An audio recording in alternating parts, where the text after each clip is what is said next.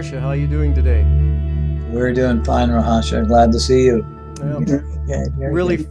I'm really happy to finally get around to doing this too. We are too. This has been a meeting that's been a long time coming.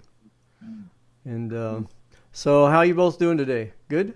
Well, Very we're good. doing very good. Marsha just had this major surgery yesterday on her eye, but she just goes through it like a trooper. And today she woke up and says, "I'm feeling fine. I can see out of my eye, and let's get on with our day." So we went to class this morning already and went to lunch, and we're doing good. Well, that's better than most people. Most people have eyes and they still don't see. That's a That's good true, one. I isn't like it? that. Yes. So, Ralph, I would like to play a little bit of a devil's advocate here for a second Uh-huh. and get your feedback on this because out here in the what you would call the normal world, what you and I would call the crazy abnormal world, but Uh-huh. I'm talking about just normal people. When I talk to them about 0 point energy and all the great free energy systems that are existent, they always come up with the same thing. And here it is. If it were true, and I have to admit, if I was a multimillionaire, here's what I would do. I would build at least 1,000 machines in secret, put up at least 50 websites, make 100 or 200 YouTubes on exactly how to do it, and in one day release it. And just give those machines to big corporations and engineering firms, and just to the point where it would be impossible to call it back. Now, if I would do that, surely there must be a philanthropic person somewhere that has thought about or would be wanting to do that. And what people say to me is, if it were true, somebody would do this. So how do you answer somebody like that? Why isn't it out there right now, today? Well, in our particular case, at this moment, because of the turmoil and the transition the Earth's going through, it doesn't seem to be going anywhere. But we have friends in different places. One of them, we just had the chief car designer for Tesla Motor Car Company come up and visit us, and they wanted to know what we know on aerospace and spaceships and stuff, because they are moving forward. They are dynamically moving forward. This electric car was just the beginning of what they want to do. They're now redesigning batteries, and then pretty soon no batteries, and we're going to holographic imagery on different things. And their next step is aerospace. They want to build spaceships. So it's still on the get go, or still on the if come, and there's still people that don't want it, and they don't want to see that. But Elon Musk has got a very strong willpower, and what he's done already with the electric car has started to make other car companies take notice. And now there's other foreign car companies are going into electric full bore right now, China and India and so forth. So it's only a matter of time till we get the fossil fuels reduced, at least, or if not totally off the roads. So it's slowly happening. It doesn't happen overnight because there's a big resistance on the part of the oil companies. They don't want to lose their profit margins, and the car manufacturers and stuff. But by redesigning and giving them time to redesign, they can go. They don't have to lose anything. They can still maintain a profit margin and give people something that's cleaner and easier and more inexpensive to operate. So do you think the energy companies are finally starting to see the light of change coming their way, and is, even if it's secretly, starting to position themselves in a way to where they can, because let's face it, if free energy would come out the way I just suggested, it would like completely devastate the world economy. I mean, we are a fossil fuel economy. So somewhere in between where I'm talking about and where they're at is probably the right way to go. But do you think that there's enough people involved in this? That, I mean, I was just watching was a speech by Leonardo DiCaprio to the United Nations, and it's pretty devastating what's going on. We just had Guy McPherson here, and he talked to a packed crowd over at the university, and it might be like he is on the far side of what's going on. He says it's too late, no matter what we do. We have done too much damage. There's over 38 runaway feedback loops in place, like the methane expulsion, things like that, the tundra melting. Some people say it's way too late, but myself, I have to be a little bit of an optimist, even if it's like the optimist that jumped off the 10-story building and says, so far, so good, I have to think all the way down, at least have hope for that last moment, if that's what it is. Do you think that the powers that be are starting to see the light and see that they're not going to have an economy if our environment collapses, because we are a resource-based economy? Yeah. And the opposition and the protesting that has gone against them for years, they enjoy that because they just ignore it.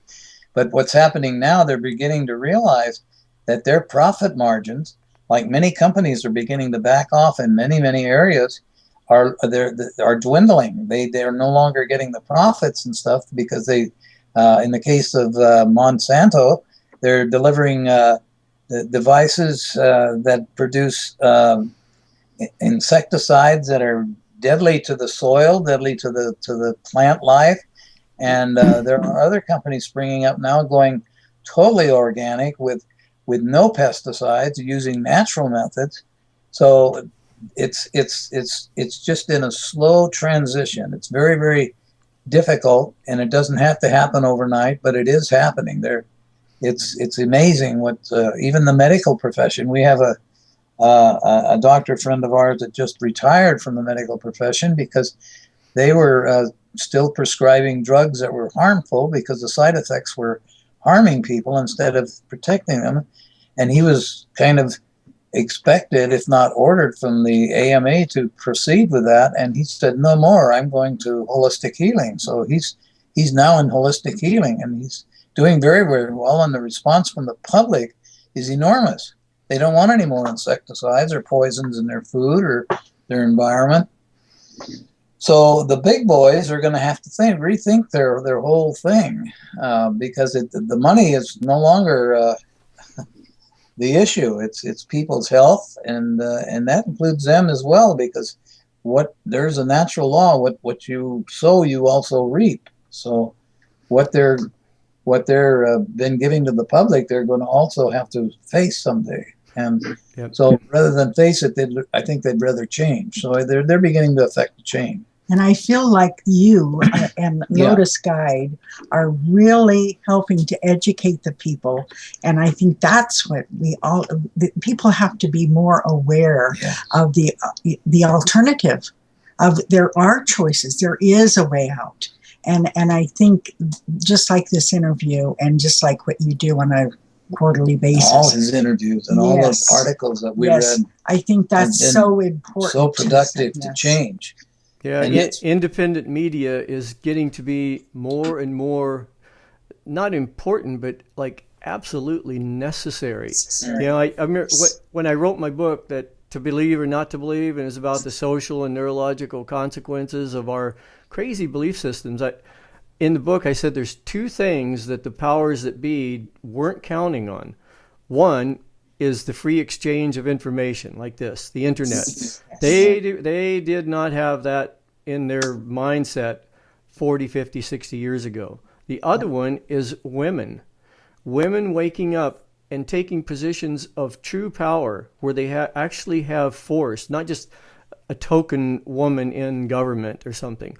I'm talking about women really stepping up, waking up, and casting off the shackles of these patriarchal religions and governments and societies.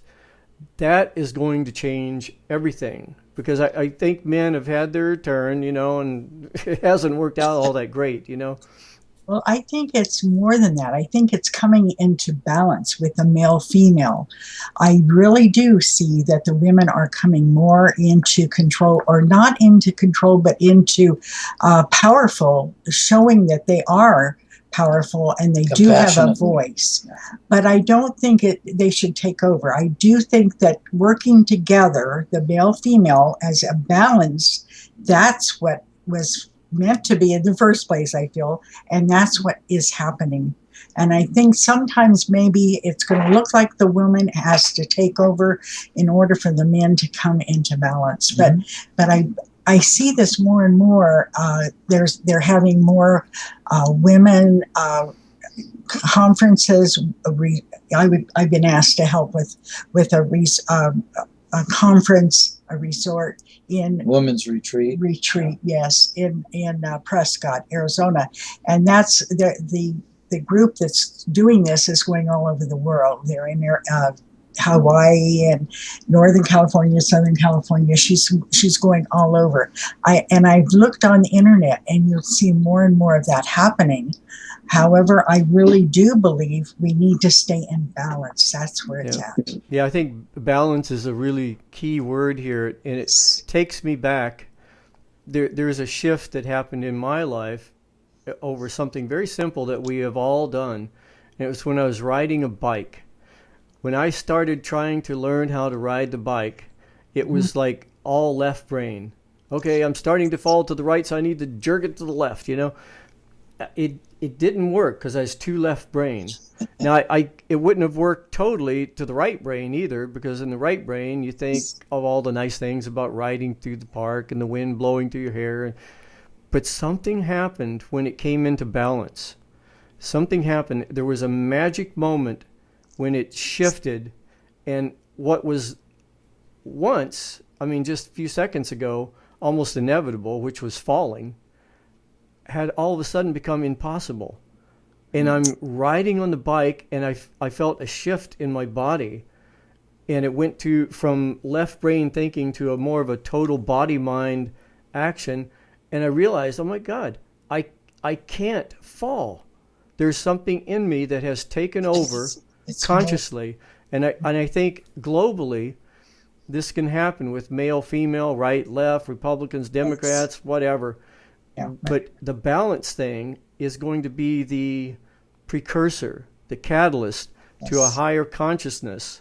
Because like Einstein said, we're never going to come up with the solutions from the same level that created the problems.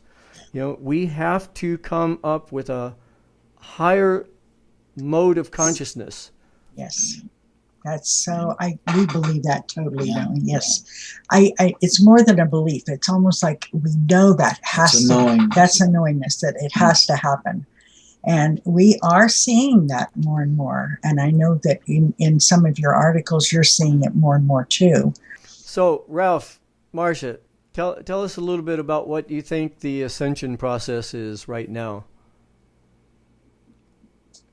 Marsha, you said Marsha. No, he said Ralph. Oh, he said Ralph. Go ahead. Oh, he said Ralph and Marsha. Okay. The ascension process is simply knowing who and what we are. We're more than we think we are. We're more than just flesh and blood, bloody, and that means we have intelligence or intuition that comes from the heart chakra, or whatever anybody wants to call it, feelings, intuition. A higher intelligence comes from within us before it comes out of us. Before our mouth opens, we can feel that there's a difference in the realities or the structure that we're working with. So we are starting to suggest they change their realities themselves, because when you change from one form to another, you affect a change externally. And to give an example, we used to hold fairly well to the idea of breakfast, lunch, and dinner. And we'd be invited by our family or friends, and we'd invite them breakfast, lunch, and dinner. Until we realized, well, that's part of the handcuffs that the system has on us, or we put on ourselves, really. Because sometimes we go to breakfast, lunch, or dinner and we're not hungry. We just ate, or we're full, or we don't feel like eating. And so we're kind of uh, resisting within ourselves the idea. So what we've done is change the word from breakfast, lunch, or dinner to meal time. When we feel we're hungry, we eat. When we are not hungry, we don't eat. So we'll have a meal. And that may be at our friend's house for dinner. And that's fine, because that's still their way of saying it. But to us, it's just another meal when we're hungry or when we're not. So by changing the way we look at things, it makes us freer. I feel freer now to eat only when I'm hungry. And I used to go to lunches and dinners and stuff myself and feel very uncomfortable when I wasn't really hungry. So now I found an apple or a peach or something during the day, and maybe a glass of good juice at night is all I really need anymore. Well, you know what, Ralph? I think a lot of these things are going to fade away. I wrote an article once, Waking Up from the Dream. And you know, of a morning, when you're having the dream, it all makes sense. Everything makes sense. Even though it's later, it seems crazy, but at the time, it makes sense. But as you wake up to this next level of consciousness, not only does the dream not make sense, it actually starts being dismantling and unravels. And I think that may be the process we're in right now. As we wake up to a global consciousness, we're going to see the old ways of thinking, the old ways of doing, the patterns, the regimentations, everything it's going to start not making sense at first. But then as we wake up even more, we might even totally start forgetting about the past. Yes. You know, we as a global society, we will have to think, yeah, how was it then? And really have to think about it. Like the dream that just sort of fades away as we wake up to a new level of consciousness. And I think that process is releasing the third dimension, or this dimension, this dream that we're in right now. We're starting to release that. It no longer has the great meaning that it did before. We can leave things behind. We're actually changing our thoughts, our perceptions, our reality is actually changing, and that's what you're saying. It's awakening. It's happening, and it's a slow process in some areas, and other areas it's just happening really rapidly. So I feel that's is ascension, and for each one of us, it can be a little bit different or a lot different. But I believe the ascension is happening right as we speak, and has been for a while. But this is an exciting time that we're in right now. So exciting, because we chose to be here, and we're part of this. That who knows where we're actually going to go, but from day to day, there's always something new. It's leaving something behind or changing what's important to us or whatever. It becomes spontaneous and really a serendipity way of living, because we wake up in the morning and instead of thinking what we have to do, we think of what we'd like to do. And actually, the first feeling that comes is nothing. Like, if we just want to relax, no responsibility.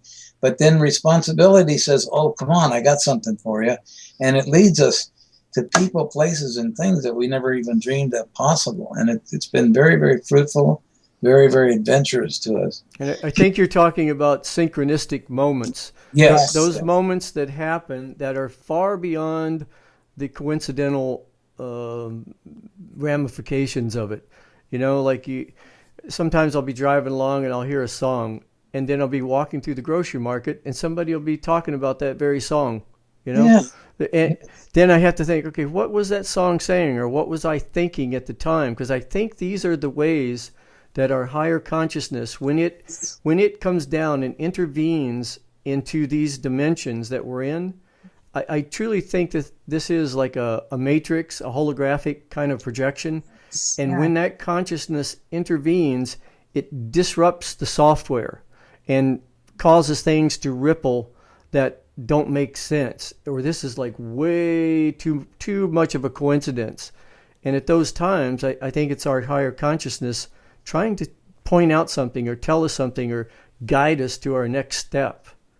Yeah, we feel that same It's thing. time to wake up to those. And Yeah. and while probably everybody has these same kind of experiences, and we all should be more aware as we are more aware that they're happening more and more. Yeah, and I think the thing to keep in mind is synchronicities only show you the next step. Yes. But our linear thinking, our old mind wants to go, okay, well, where is this next step leading to? Where is this going to take me? And if you get caught up into that, there's too many intervening variables. We don't have near the control we think we have of reality. But those synchronistic steps takes us on this spiritual path along the way. And you just have to and this is a strange thing for me to say, writing a book actually against beliefs, but it was against belief systems, these really rigid dogmatic systems. But we're going to have a little bit of faith in our higher consciousness and take these little synchronistic steps along the way. Yeah, and kind of leave the intellect a little bit to the backside and allow that feeling and the synergy just to come about. The insight, seeing it with our real eyes, Yes. with our mind instead of our little eyes down there. Yeah, even right now, listening to you two, I mean, if I was doing this interview 5 years ago even, I would be totally in my mind right now, thinking of the next question to ask, guiding the conversation. But it's not that way anymore for me. I sort of feel something in my chest area with you two. Yeah. Even though it's over the internet and it seems like really electronic and everything, spiritually, there's a non-local space that we're sharing, and I can feel a feeling with our conversation, and that is what's guiding this. Yeah, that I think is the most important thing for us to do, is that feeling, and to allow that feeling to have its own life. Well, that feeling's guiding me to the next question. Okay.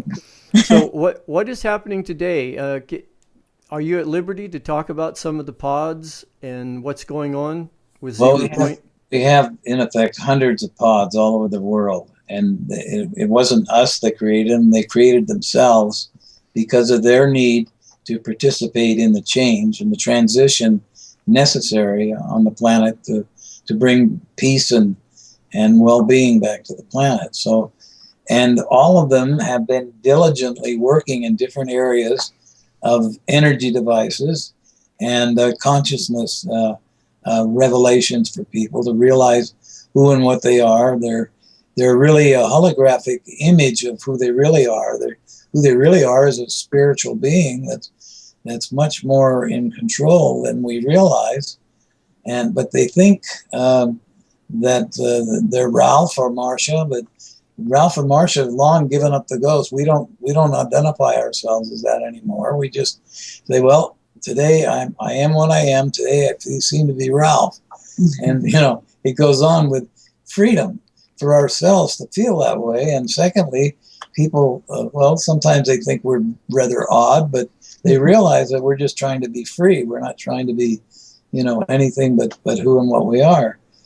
And what helps in that, in the ascension process, is we try to identify what we have been doing and what we need to be doing in the now as such that realizing there is no past and there's really no future. I mean, they don't really exist in the now. And the same with our realization of who we are. When we're in the moment and act from the moment of our intuition, then the spontaneity or the synchronicity becomes a regular pattern, and it just keeps unfolding, and very, very beautiful things keep happening because we choose to see them that way. No matter what happens, we don't see them adversely. We don't see them negatively anymore at all. We just say, well, here's another opportunity. Here's another situation that we need to look into. And it all comes out in the long run very, very nice for everybody involved. So it's just a matter of changing our perception and living from the heart instead of the head.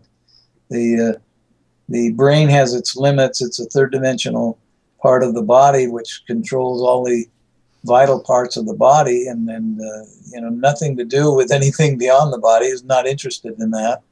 So, and we honor that for what it is, but the mind and the heart are far beyond the body. They have no limits. It's living they're unlimited beyond what we call time and space. But the brain is limited in its concept of time and space and the third dimensional reality. And so we accept both worlds and operate in both worlds. But we prefer the spiritual idea of things because it's much more fun. We have a joyous way of life.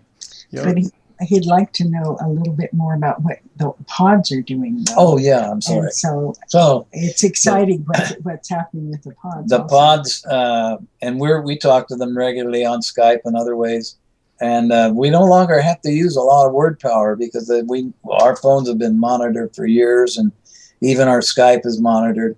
But we have, and it's not something we designed. It comes to us via the ascension. We realize we don't have to say a lot about anything because a key word will telegraph to the other person the whole picture in one word.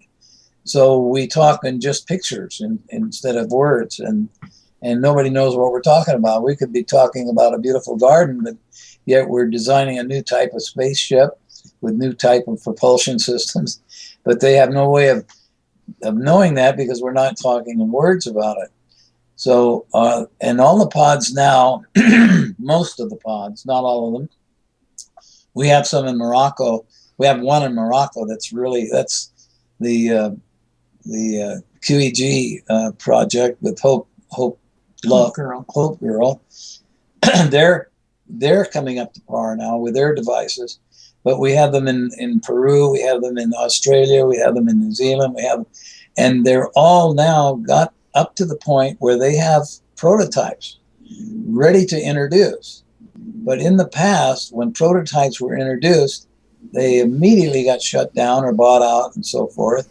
And to illustrate that, there was just a guy with an air car, it's on the internet just 2 or 3 days ago, had a developed air car that worked perfectly just off of compressed air. And immediately he was bought out and it was shelved, and nobody was allowed to talk about it.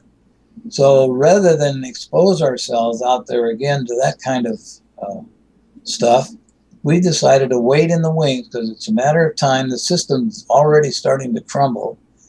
They don't have the energy systems that will launch us into a fifth dimensional reality. But we do. We have it waiting in the wings. We have magnetic motors that last forever. We have magnetic propulsion that we can morph energy. We can turn things from one energy to another. And the guys are sitting back just kind of waiting for the consciousness to change. And we have a feeling of acceptance, or at least an invitation to show what we have waiting. And that's very close now. We expect it it could be any day because they're really in trouble with what they're doing. We have one of our affiliates is a Keshe Foundation, and I know some people don't care for the Keshe Foundation, but we're in touch with them. They're working with the Tesla technology, like Carr did, and they've already developed. We're off the ground. We have levitation. They're training their I guess you could still call them pilots. They're training their people to operate with their minds instead of any mechanical instruments to operate the craft. They're off the ground and running. And what we've done is in educating our audience is advise them to look at websites like the University of Minnesota Mind Over Mechanics, which shows, and clearly a professor there developed the idea through the computer to operate a little spaceship all around the gym just using the mind. They have a skull cap with the diodes on it, But that's just the first step to removing the skull cap and operating things with our mind, because we haven't done it up to this point because nobody thought it was possible. But it clearly demonstrates that it is, and they made these devices possible for the people that are quadriplegics and can't move. They're enabled to feed for themselves, so they can use their mind to bring the food to them or help them in everything they do. So it's changing. And all the pods are changing, and we're ready now to come forward. When we're invited, we have some amazing technology to bring out to people. Yeah, and I guess, listening to what you're saying, it went through my mind too. When this starts to come out, it seems like everything is connected with anti-gravity, time travel. It's all interconnected. So we are going to have a higher level of consciousness to handle this when it starts being released. And I don't think most people don't realize that what you're talking about right now actually does exist. I mean, they've done experiments with monatomic gold where they've made 44% of the weight disappear, and it disappears into another dimension. By changing the temperature, they can bring it back. They've done some amazing, incredible research that when people hear little tidbits about it, it's not on Fox News or CNN, so I don't know, like, Mabel, bring me a beer, it's like there's a whole mentality out there that really don't get it, and I guess I sort of live in a little bit of a bubble. I mean, Northern California is sort of special. Chico, Paradise, these areas are even more special. Then the inner groups that we all hang out in is even more informed and educated. But for the most part, when you get out from that center core group, it starts getting really, really, really fine. And pretty soon you're talking to people that, watch YouTubes of cats doing crazy things. And it's a world that we really don't understand at all, Yeah. But yeah, there's a lot going on. And I think that's the importance of interviews like this, while we still have it, because I've been reading a lot of Greenwald's book, No Place to Hide, about Snowden and the NSA. Yeah. I mean, these people, guaranteed, they're listening to this right now. Whether there's a human being listening to it or not, it's being recorded, and it goes through these computer systems, and if keywords pop up to make it relevant, somebody will watch and listen and see if this is worth taking action on. So we all need to wake up as many people as possible. Myself, I think Snowden is a hero. I mean, he gave up a lot to do what he did, and bring this out. So, and like all of us, we're putting it on the line in a lot of ways, in ways that maybe we don't even suspect. I just did an interview with Ray McGovern, the CIA agent, and 28 years as an analyst. He handed the presidents their daily brief in a lot of cases. He had a lot to say about what's going on, and it is unraveling right before our eyes. He said his wake-up call was when Building 7 came down. I mean, you'd have to be a complete moron at that point, to not think that something's up. But inside Building 7 was all the paperwork for the Enron prosecutions, and all of the mortgage debunkles and everything went down, disappeared. That's the reason the only person that was ever tried in any of that, the 2008 thing and all that, was, I even forget his name now. That's how important it is. But the only reason he was tried and sent to prison is because he ripped off the 1%. But all the people that ripped off the 99% people, no one's ever been. Nobody said anything. Yeah, nothing. Nothing. Yeah, there's so much of that going on that we hear about, and so many of the public, like you're saying, are still unbelieving of what we're putting out there. But we just keep talking, just as you keep putting your publication out. accepting, not just hoping, but knowing that there's going to be people that are seeing that are hearing our words, and we're planting those seeds, and that's all we know to do. And then there's a ripple effect. It just keeps flowing, and it's like water. They can't stop it anymore now because it's just flowing up from all levels. And the bankers are really worried now. We have some friends in banking. Remember, we had dinner with David Icke a while back, and I asked David, I said, so as I'm doing research and talking and trying to figure out things, I said, what's like the primary rule? Because he's a really good researcher, conspiracy guy. He says, first thing to do, always remember this. Nothing is as it appears to be. Everything you've been told, everything you've been taught, all your religions, your governments, your social institutions, everything, it's a facade. It's a part of the matrix that's put up to blind us to what's actually going on behind it. And then as over the years, as I've gotten into what's going on behind it, there's even a deeper spiritual aspect to that.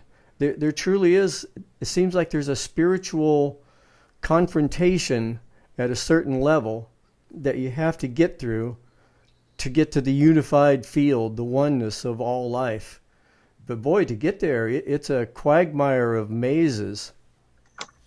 Yeah, it is indeed. And we found many of our friends that have been great, what we call light workers for years, have been attacked, or given lessons that have been overwhelmingly strong.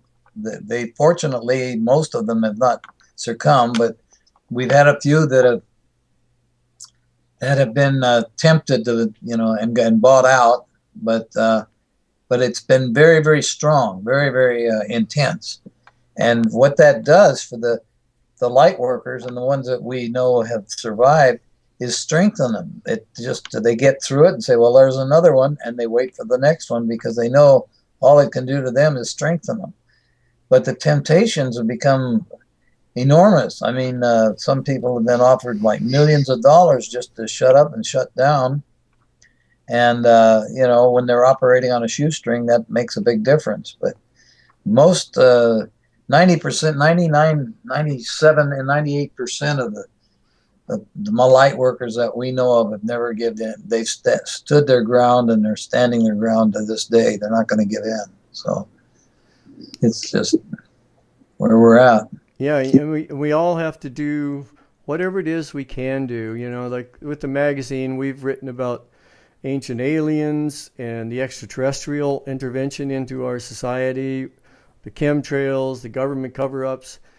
But something interesting happened to me a while back. I was going to do an issue on the government and the reptilian influence on our government. And I let a friend of mine, I can't give names, but I let a friend of mine know that he's a UFO researcher, and he told another friend of his that's connected with this group of people that are supposedly in touch with an advanced races, Mm-hmm. Well, I got a call on the phone from this guy. I'd never talked to him. And he says, okay, look, you seem like a really good friend of so-and-so, so I have to tell you this. And this is like straight from my heart. He says, don't do any kind of an issue on the government and reptilians. He says that's the one connection that you cannot talk. He says if you do, your life will change. They will intervene into your life, turn your life upside down, and you won't know whether you're coming or going. You'll get bombarded by all kinds of mental and financial problems that you can't even believe. He says, I've lost so many friends that's tried to make this connection, and it just proves that the connection is there, but we can't talk about it. He says, you do what you want to do, but, there are some serious things going on the planet, and that tells me that their control seems absolute, but it's so much based upon old world intimidation techniques. And as the people, if I die tomorrow, well, so be it. I'm not afraid of dying per se. And I think more of us, as we wake up and not only be not afraid of dying, but not being afraid to live and speak the truth and let that be our guide. What's happening to people now with the advent of quantum mechanics, quantum physics, and the understanding that goes far beyond our conventional ways of looking at things, is that all energy goes on forever. There's no end to energy, and it's everywhere. And we are basically more than a body, basically an energy field. We are a strong magnetic field of energy that's holding the body together. And that being the case, the next step is, and they quantumly showed this, it was Bell Laboratory which first experimenting with teleportation, but now they've got some extraordinary teleportation going on at other agencies, Lawrence Livermore and so forth. We're now realizing, that energy can't be destroyed. So that being the case, and we being all energy, our consciousness is all pure energy, that really means that we live eternally. We are eternal beings experiencing a temporal reality in the third dimension. So that being the case, people are not as afraid to stand up for their rights, to stand up for what they believe, because they know, if I go, I'm eternal. I'll be back. My spirit goes on forever. And, it's giving people more strength to be themselves. I remember reading a while back, it was something that Tesla said, and I just have to paraphrase it. He put it really, really good. But he was talking about what Einstein would call the unified field. And he was saying that it's a field, not even so much of what we would see as energy. It's probably what we are starting to see, the gravitational effects, the 95% of dark energy and dark matter. But Tesla was saying that underneath all matter, that what we see as three-dimensional matter, there is a flow of this. Call it energy, call it what you want, but it's more like a river. And by disturbing it, you create a whirlpool in that river. And that whirlpool comes up and becomes a particle. And Einstein said if we could just have 1 cup of space, there would be enough energy in that 1 cup of space to boil off all the oceans on the planet. I mean, think about that, how this would change the world. Not only the energetic thing of having free energy, but the understanding of seeing that everything that we see, all of the particles, molecules, atoms, everything, is nothing more than a local disturbance in this field that underlies everything. And it sort of reminds me of Rumi. Rumi says that we should meet him in the field someday. And I think that we're all there. And it's come to my mind lately when I used to say, I want to wake up. But now I'm realizing that the I that I am saying this with is a local disturbance in the field. My true essence is already woke up, for one. And I have to let go of that I that wants to wake up, because it plays constant little games and trips. Oh, I'm going to be a Buddhist today. Oh, I'm going to do this meditation today. Oh, but it's just because it doesn't want to wake up, because if it wakes up, it won't be there. Yeah, right. That I will disappear into the oneness that we all share right here and now. There's one being that's sharing all of this thought. Yes. And it's time for us to take that power back that we were created to be, and get out of the programmed, subservient system that we've been living in. We've been existing. Barely existing. It's time to realize that we are the great beings, the masters that we've been searching for, looking outside of ourselves. And we are that. And it's time for us to realize and to accept that responsibility, because it is a responsibility, but it'll be so much easier for all of us as we know that and share that thought with all of us, that oneness that you're just speaking of. It's a beautiful knowingness there. Well, you know what? I'm going to keep our readers and watchers in tune with what you're doing as you're doing it. So anything that happens in the future where this thing's progressing more, I'd really like to know about it. Is there something you'd like to say in closing? Well, for the listeners' information, we do have a website. It's www.bluestarenterprise.com. That's all one word. bluestarenterprise.com. And they're free to go there and roam. There's no cost. There's nothing involved. There's just loads and loads and loads of information, and you're in touch there with a lot of the pods that are doing things and showing some of the things that they're already doing. And it's a reference library, if you will, of what's going on with Blue Star Enterprise all over the. It's an amazing source of information. I've been there several times. Thank you. Just in closing, one of the things that Otis Carr told Ralph and told the engineers that his whole entourage, that he wrote a book, and it was poetry and prose, and he said when this book is decoded, it will be time for the spaceships to become. Everybody will be aware of the spaceships. They will be brought out into our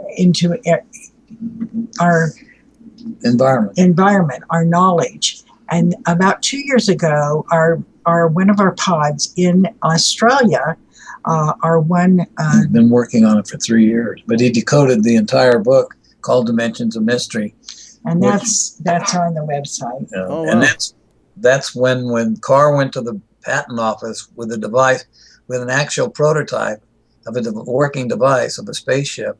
He was turned down because he had the word sympathetic vibrations, he had synergy, he had resonance, levitation, teleportation. And they said, no, those are not in our laws of physics. You have to take those out, and we'll give you a patent on an amusement device. So, long story short, that happened. But Carr says, I'll write a book, and I'll put it in talking about the natural laws and how nature works. And when somebody comes along to decode that book, and incidentally on our website is the original manuscript that he wrote and the decoded one. Once you go into the website and you get to go to the pull down menu of Get Started, you'll find a decoded reference to the Dimensions of Mystery, which shows all the so-called information concerning levitation, teleportation, who and what we are, and the ways and means of sacred geometry and how it all works and everything. It's all on the website. Well, I'll definitely make sure I put those links up, and I'll probably go there today and check it out. Thank you. Well, we want to thank you, Rashaw, for your time, your love, and your energy, and what you're doing. We're very, very proud of you and Dara both for all the quiet, strong energy that you put out to the public in your publications and your interviews all the time. And we're very, very humbly grateful that you showed up for my 80th birthday party. That really made us feel good. Thank you so much for doing it. I figure I should show up every 80 years. Oh, yeah. You're invited to the next one. All right, you too. Thank you so much. Thank you very much. We appreciate you both and all that you do. Thank you. Thank you.